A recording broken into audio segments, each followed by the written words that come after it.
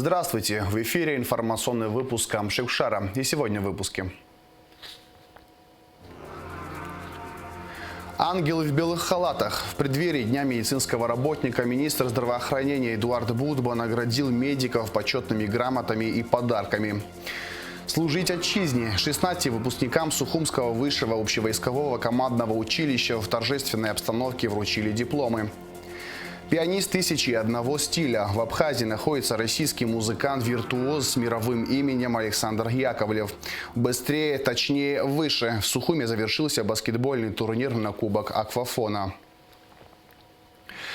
Вопросы оптимизации, закупок и распределения медикаментов и лекарственных препаратов, в том числе дорогостоящих, необходимых при лечении сложных форм заболевания коронавирусной инфекцией, обсудил премьер-министр Александр Анкваб с вице-премьерами Кристиной Озган и Владимиром Делба, министром здравоохранения Эдуардом Будба и руководителем предприятия «Абхазфармация» Русланом Адлиба. Глава правительства поручил Минздраву и РУП «Абхазфармация» совместно выработать предложения по внедрению системы планирования закупа, координации распределения и контроля над использованием лечебными учреждениями дорогостоящих препаратов. Об этом сообщает пресс-служба Кабинета министров. Каждое третье воскресенье июня в Абхазии, как и во многих странах постсоветского пространства, отмечается День медицинского работника. Министр здравоохранения Эдуард Будба посетил медучреждения города Сухум, Сухумского, Гудаутского, Гагарского районов, городов Пицунда и Новый Афон и поздравил медперсонал с профессиональным праздником. Репортаж Денизы Гергия. О героизме наших врачей сказано и написано немало. Во время войны они оперировали раненых даже под бомбежками без электричества. Ведь каждая минута была дорога. И сейчас во время пандемии коронавируса на передовой вновь оказались врачи. Фельдшеры, хирурги, медсестры, санитары, водители скорой помощи. Каждый день они спасают людей, рискуя собственной жизнью. В канун Дня медицинского работника и в нашей республике прошли мероприятия, приуроченные к этому дню. Министерство здравоохранения и профсоюз работников здравоохранения республики начали поздравлять медработников с Сухумской инфекционной больницы. Исполняющего обязанности главврача Астамура Гуня и коллектив больницы наградили почетными грамотами.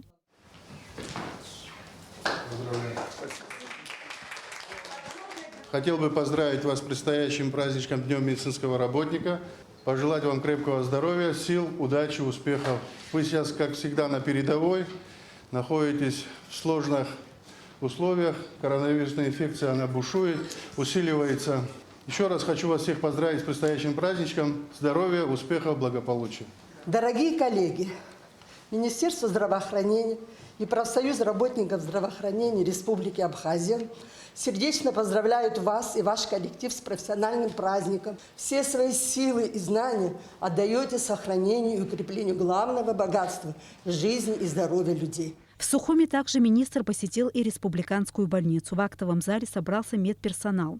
Поприветствовав медиков, Эдуард Будба вручил им почетные грамоты и подарки.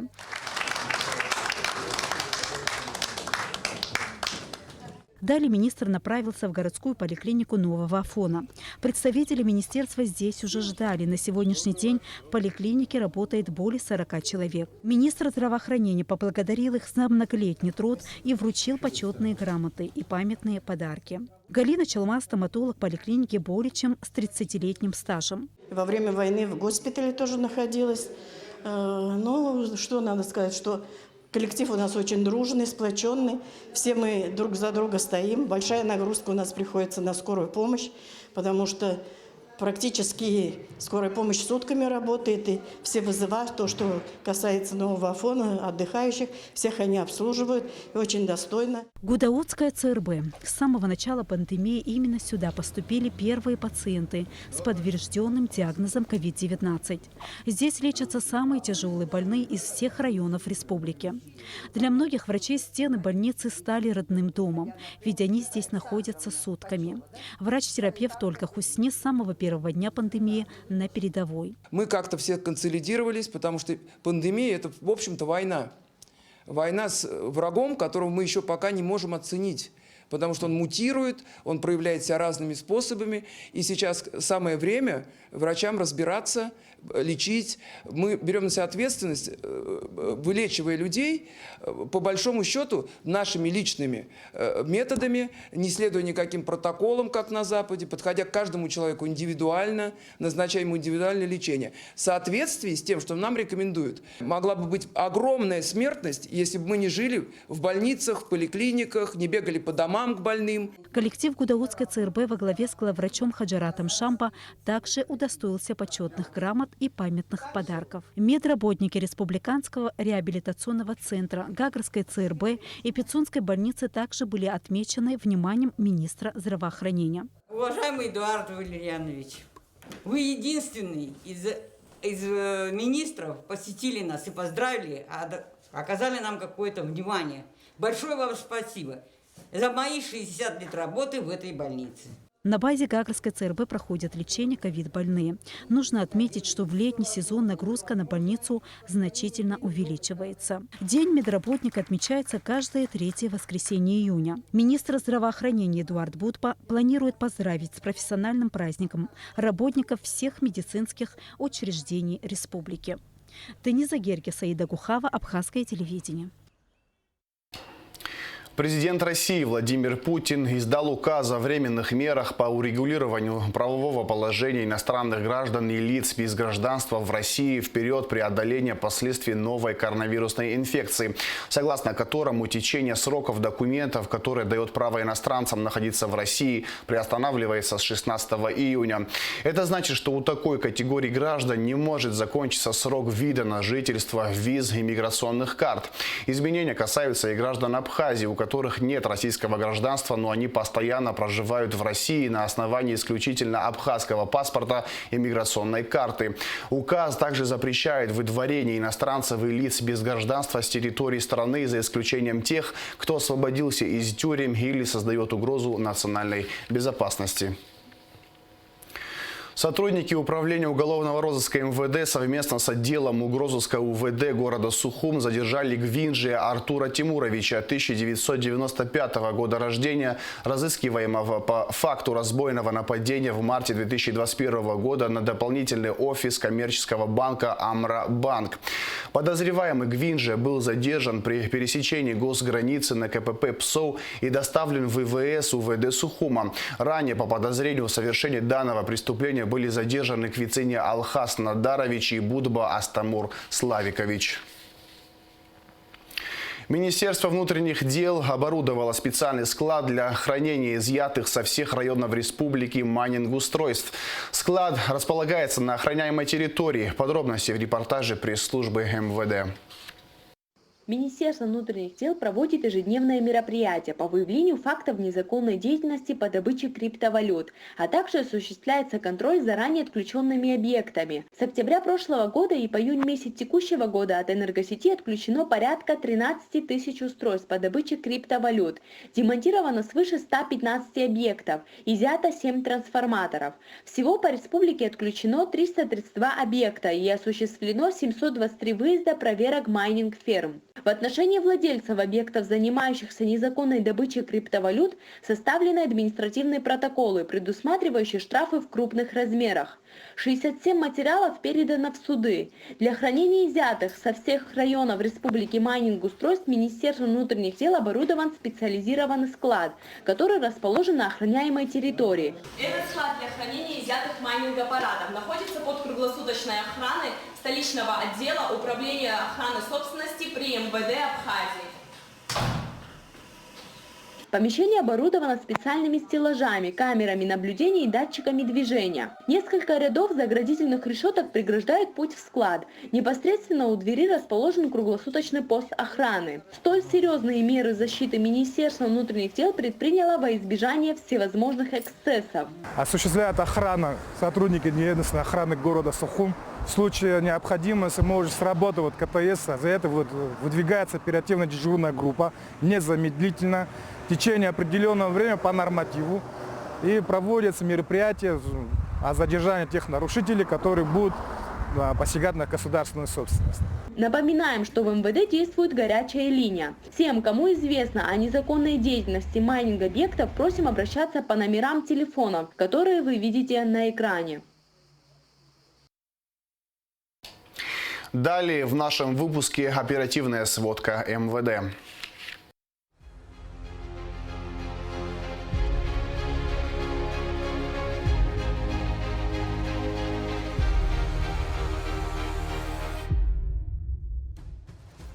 Отделом дознания МВД Республики Абхазия по части 1 статьи 217 Уголовного кодекса возбуждено уголовное дело в отношении Джинджолия Виталия Львовича, 1976 года рождения, который был задержан в результате проведенных оперативных мероприятий сотрудниками Управления уголовного розыска МВД Республики совместно с отделом уголовного розыска отдела внутренних дел по Глорыбскому району.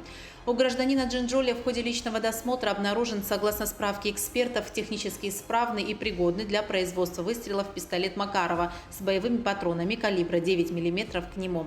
Виталий Джинджолия отпущен под подписку о невыезде. В отношении Накопия Дмитрия Леонидовича, 1988 года рождения, жителя села Нижняя Шера Сухумского района, Следственным отделом линейного управления внутренних дел на транспорте МВД Республики возбуждено уголовное дело по признакам преступлений, предусмотренных частью 2 статьи 223 и частью 2 статьи 224 прим. 1 Уголовного кодекса Республики Абхазия. Дмитрий Накопия задержан в результате реализации оперативной информации сотрудниками Управления по контролю за оборотом наркотиков МВД после пересечения зоны таможенного контроля КПП ПСОЛ. В ходе личного досмотра задержанного сотрудниками милиции изъято наркотическое средство метадон, что установлено в результате исследования в экспертно-криминалистическом центре МВД Республики Абхазия. Дмитрий Накопия решением суда города Сухум заключен под стражу сроком на 2 месяца. Мера пресечения в виде домашнего ареста избрана в отношении Виталия Раулевича Дочи, 1963 года рождения. Последний был задержан в результате реализации оперативной информации с сотрудниками УР МВД совместно с сотрудниками отдела уголовного розыска УВД по Гагарскому району после пересечения зоны таможенного контроля КПП ПСОЛ. Во время личного досмотра гражданина Доча сотрудниками милиции обнаружены капсулы запрещенного в свободной реализации на территории Республики Абхазия психотропного вещества прегабалин. По данному факту в отношении Виталия Доча следственным отделом УВД по Гагарскому району по части 1 статьи 223, части 1 статьи 224 прим. 1 Уголовного кодекса возбуждено уголовное дело и принято к производству. Расследование продолжается. Органом предварительного расследования УВД по городу Сухум возбуждено уголовное дело в отношении жителя города Гудаута Айба Сулхана Валерьяновича, 1985 года рождения, у которого во время личного досмотра обнаружен и изъят пистолет с патронами к нему. Изъятый пистолет технически исправен и к производству выстрелов пригоден, а патроны в количестве 15 штук являются боевыми. Сулхан Айба отпущен под подписку о невыезде. Автомашина Opel Astra за госномером Е126МС под управлением Кардава Лексу Дазмировича, 1983 года рождения, жителя села Гал Корчалского района, была остановлена при пересечении зоны таможенного контроля КПП «Ингур» сотрудниками погрануправления ФСБ Российской Федерации совместно с отделом уголовного розыска и районным отделом СГБ Республики по Галскому району. В результате обследования автотранспортного средства в салоне между пассажирскими сиденьями обнаружен полиэтиленовый пакет с веществом растительного происхождения. В установленном порядке изъятое вещество было направлено на исследование, где, согласно справке экспертов, установлено, что является наркотическим веществом каннабис-марихуана свыше 117 грамм, которое гражданин Кардава незаконно приобрел, перевозил в своем автомобиле без цели сбыта и пытался вывезти из Республики Абхазия в Республику Грузия, однако не смог довести свой преступный умысел до конца.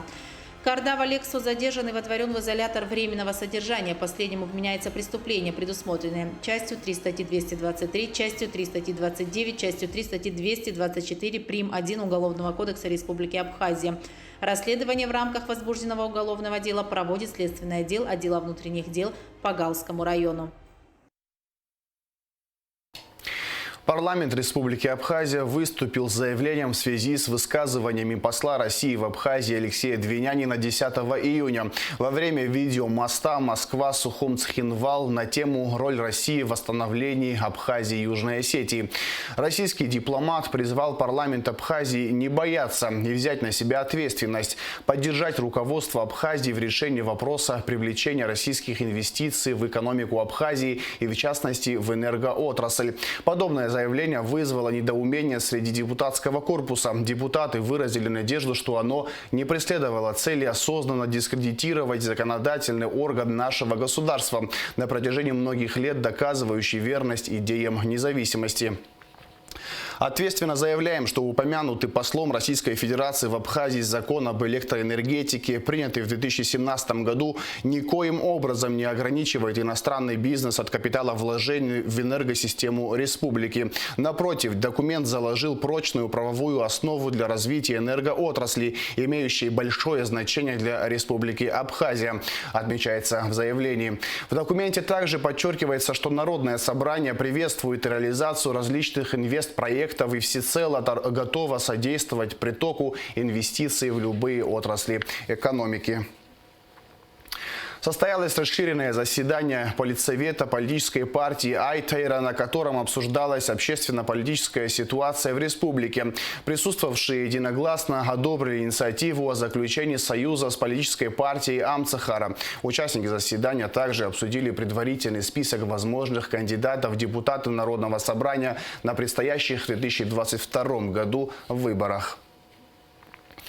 Выпускникам Сухумского высшего общевойскового командного училища в присутствии военного командования страны и близких родственников в торжественной обстановке были вручены дипломы. В этом году училище закончили 16 офицеров. Репортаж Сарии Кварацхелио.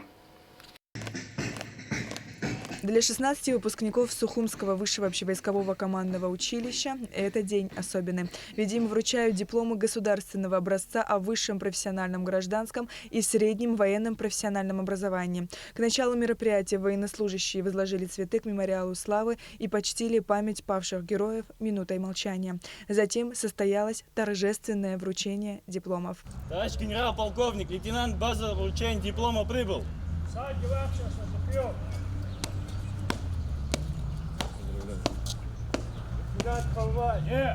Я получаю дипломы ко мне. Есть. Сапсад Гелахчерса Захьев.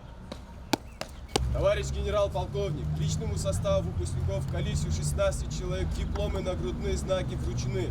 Начальник училища майор Нино. Поздравляю вас с успешным окончанием училища. Ура! Ура! Ура! Прозвучали напутственные слова молодым офицерам от руководства СВОКу и Минобороны. С окончанием училища выпускников поздравил первый заместитель министра обороны Беслан Свижба. У нас пополнятся наши ряды вооруженных сил офицерами на тех должностях, которые по решению министра обороны будут направлены. Ну а после, по сложившейся давней традиции, выпускники СВОКу, сняв фуражки и преклонив одно колено, простились со знаменем училища. Начальник управления кадров Минобороны Тимур Купалба зачитал приказ министра о присвоении выпускникам первого офицерского звания лейтенант. Получившим военную специальность боевое применение мотострелковых подразделений, а также гражданскую специальность менеджер по управлению персоналом, в соответствии со статьей 20 положения о порядке прохождения военной службы, присвоить первое офицерское воинское звание лейтенант. Молодой офицер-лейтенант Дмитрий Кваранзе – выпускник СВОКу. За 4 года обучения мы получили необходимые знания, чтобы принести пользу стране, говорит Дмитрий. Я хочу выразить слова благодарности нашим преподавателям, нашему офицерскому персоналу, которые очень большой труд, очень большой вклад вложили в нас, в наше обучение, сделали из нас офицеров. И сегодня такой очень торжественный день для нас, который запомнится на всю нашу жизнь.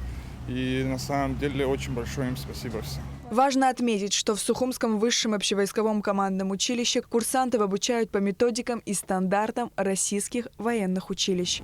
Настроение просто очень хорошее. 4 года мы на самом деле учились. Это время у нас быстро пролетело, хотя мы думали, что это все долго происходит. Вот сегодня у нас выпуск. 16 человек, наши однокурсники все закончили. Поздравить хочу их от всей души, чтобы у всех все хорошо получилось, то, что они в душе задумали. А так мы все очень сильно рады. Конечно же, в этот торжественный день родные и близкие были рядом со своими совсем уже взрослыми детьми. Было много пожеланий и наставлений. Конечно же, очень счастливы и рады в этот день. Я даже прослезилась. Я хотела пожелать всем выпускникам дальнейшей успешной работы, продолжения военной карьеры. Сегодня погода прекрасная, все люди, чтобы все было хорошо, процветала наша Абхазия с такими прекрасными лейтенантами. У нас будет в Абхазии мирно и спокойно. Под звуки военного оркестра молодые лейтенанты прошлись торжественным маршем и по традиции военных училищ бросили монеты в воздух на счастье. Сейчас выпускникам дается месяц на отдых, после чего они приступят к работе в силовых ведомствах страны. Сария Кварацхеля, Алексей Агухава, Сергей Каджая, Абхазское телевидение. В Абхазском государственном университете прошли первые вступительные экзамены абитуриентов, поступающих в Ярославский государственный медицинский университет на факультет лечебное дело с дальнейшей специализацией врач медицины катастроф.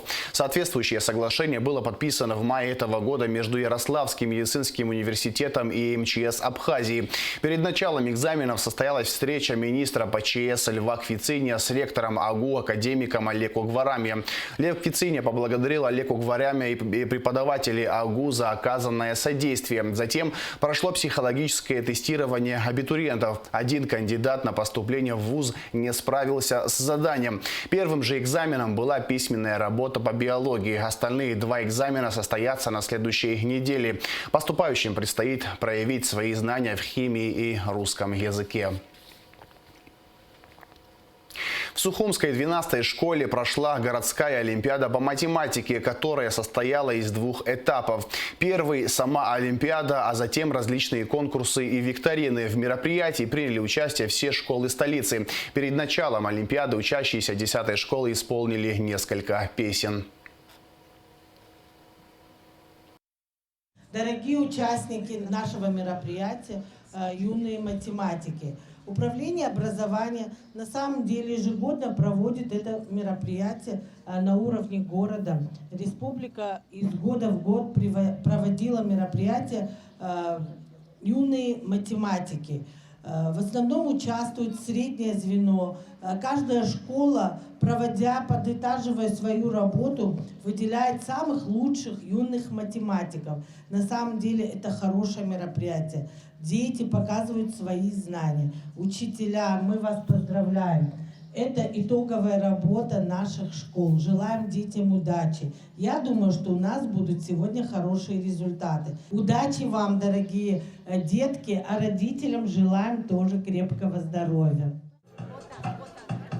Правила сложения надо детям знать, как и умножение выучить, понять.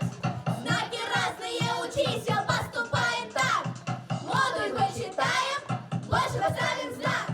О, математика, с тех пор, как ты опустила перпендикулярно плоскость моего сердца, я не нахожу радиуса R для описания своих чувств.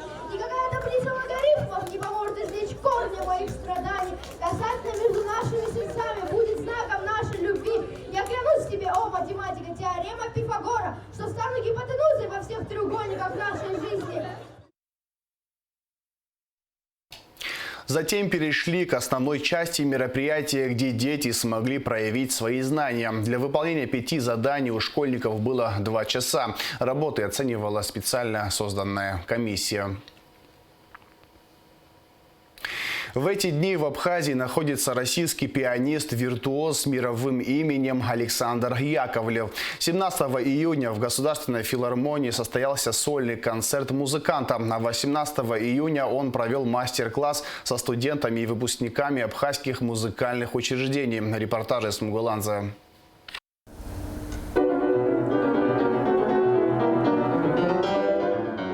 Взмах руки и палитра звуков превращается в невесомые образы, обволакивая слушателей и растворяясь в их сердцах. Так исполнять музыку может только настоящий мастер. Недаром Александра Яковлева называют пианистом 1001 стиля. Музыканту только 40, а его имя известно далеко за пределами России. Блестящий пианист, лауреат более 50 международных конкурсов и престижных наград, впервые выступает на абхазской сцене. Я приехал, буквально вчера был концерт в Сочи, в органном зале. И сегодня я выступаю в филармонии Сухуми, чему я несказанно рад. Я впервые играю. Это, в общем-то, мой дебют в Абхазии. Несмотря на то, что я очень хорошо знаю уже эту страну, с детства самого, всегда солнце, все самые яркие воспоминания я приношу с собой из Абхазии. Даже приезжаю иногда, бывает, зимой. Вот, просто чтобы напитаться тут радостью. После пандемии очень людям требуется общение. Музыка, она скрепляет, это скрепка, которая наши души соединяет. И это очень, очень здорово приехать в Абхазию, я очень счастлив. О смысле классической музыки говорить можно долго. Историческая ценность, культурное наследие, нравственная составляющая. И это лишь малая часть ее значимости. Классическая музыка – это выбор настоящих ценителей искусства. В отличие от эстрадной, классическая музыка живая и вдумчивая. Удивительно наше знакомство и встреча. Так случилось, что наша общая знакомая присутствовала на его концерте, по-моему, в Краснодаре или в Ростове. И после концерта подошла, чтобы выразить свое восхищение его игрой. И когда он узнал, что она из Абхазии, он как-то так сказал, что был бы рад выступить. И вот так завязалось наше знакомство, мы созвонились. И он с удовольствием включил свое выступление в Абхазии. Программа выступления охватила широкий круг произведений прославленных композиторов. На концерте звучала музыка Чайковского, Рахманинова, Шумана. Это тот редкий случай, когда известные произведения засияли новыми красками. Прежде всего, это «Времена года» Чайковского, очень известная всем. Каждому человеку на земле пьеса, и будь то японец или там, как в любой стране мира, знают «Времена года» Чайковского. Это очень дорогое мне произведение.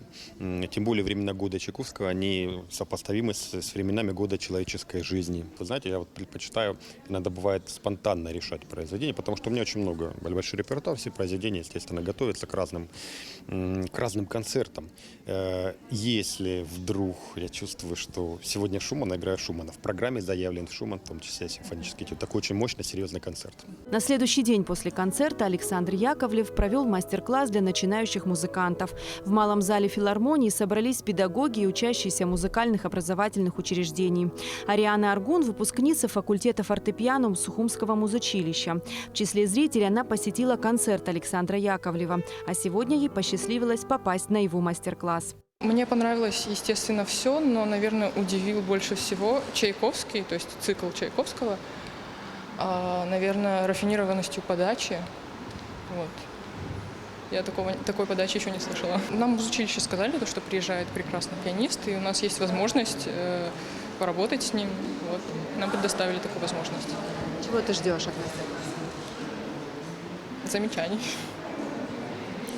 Чего-то, что я могу усовершенствовать, наверное.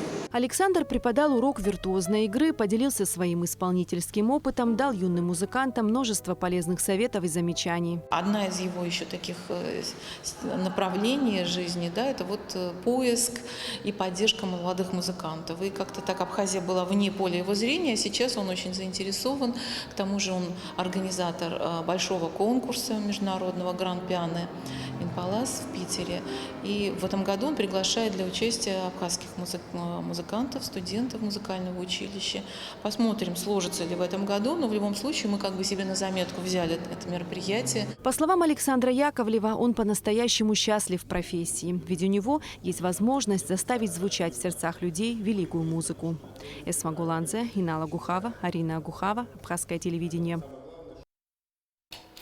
Чемпион GMC Германии по смешанным единоборствам Карай Дженгиз Ацугба одержал победу в чемпионате ММА, который прошел 17 июня в Турции, сообщает Госкомспорт Абхазии. Его соперник из Грузии Мачарашвили отказался от боя за несколько минут до его начала. Ему засчитали техническое поражение. Боец ММА Карай Дженгиз Ацугба – спортсмен по смешанным боевым искусствам, абхаз по происхождению. С 2014 года занимался борьбой и кикбоксингом. Участвует в турнирах чемпионата Германии и французской организации по смешанным единоборствам. Семья спортсмена родом из Абхазии. Его отец Узхан Дженгиз Ацугба был президентом Союза смешанных боевых единоборств ММА Абхазии, чемпионом Европы по вольной борьбе, мастером спорта международного класса.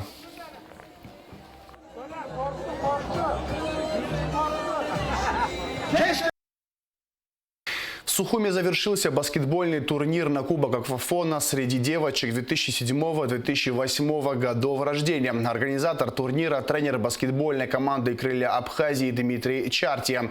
Турнир проходит при поддержке сотовой компании «Аквафон». Репортаж Алики Трапш.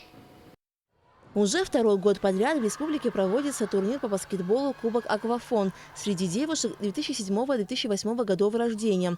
Поскольку в турнире участвовали 9 команд, соревнования проходили 4 дня.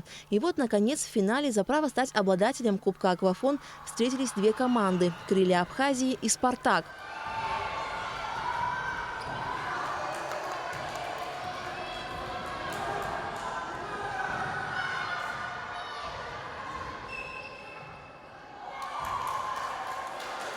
Уже с начала игры команда «Крылья Абхазии» показала решительный настрой на победу.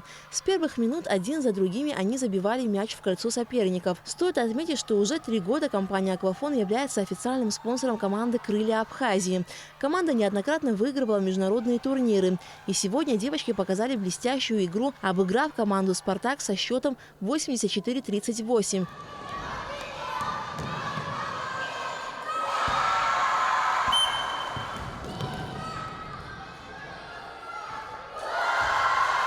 Второй год команда «Крылья Абхазии» становится обладателем Кубка Аквафон. Мы готовились очень долго, мы за месяц до турнира уже подготавливались. Игра прошла в целом неплохо, в защите сыграли и очков много набрали. Организатор турнира, тренер баскетбольной команды «Крылья Абхазии» Дмитрий Чарти отметил, что соревнования прошли на высоком уровне. Говорить о том, что все команды у нас были сильные, нельзя, но благодаря таким турнирам, которые проводим мы сегодня, мы повышаем уровень наших команд и, соответственно, повышаем опыт, то же самое как бы всех команд. Компания «Аквафон» является уже 3-й год нашим генеральным спонсором, и благодаря этому спонсорству она дала большой толчок моей команде, которая сегодня выиграла турнир Кубок Аквафон. Для компании «Аквафон» поддержка юных спортсменов – это возможность дать талантливой молодежи шанс реализовать свой спортивный потенциал на профессиональном уровне. От себя лично и от компании «Аквафон» хочу поздравить победителей, хочу поблагодарить организаторов и всех участников. Я уверен в том, что этот турнир подарил множество положительных впечатлений нам всем. И мне кажется, что на этом турнире дети получили прекрасную возможность проявить свои физические способности, также силу воли и, конечно, что очень важно, приобрести новых друзей. Компания «Аквафон» и в дальнейшем будет поддерживать подобные прекрасные мероприятия. Мы всегда за спорт. По итогам второго турнира по баскетболу Кубок Аквафон первое место заняла команда «Крылья Абхазии», вторые – команда «Спартак» и команда «Дюшс» заняла 3-е место. Победители и участники турнира были награждены кубками и медалями. Алика Трапш, Тимур Гугохия, Абхазское телевидение. И в завершении выпуска о погоде.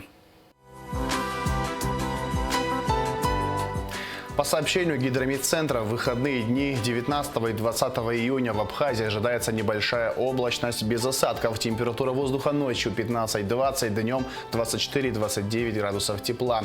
Температура морской воды плюс 20 градусов.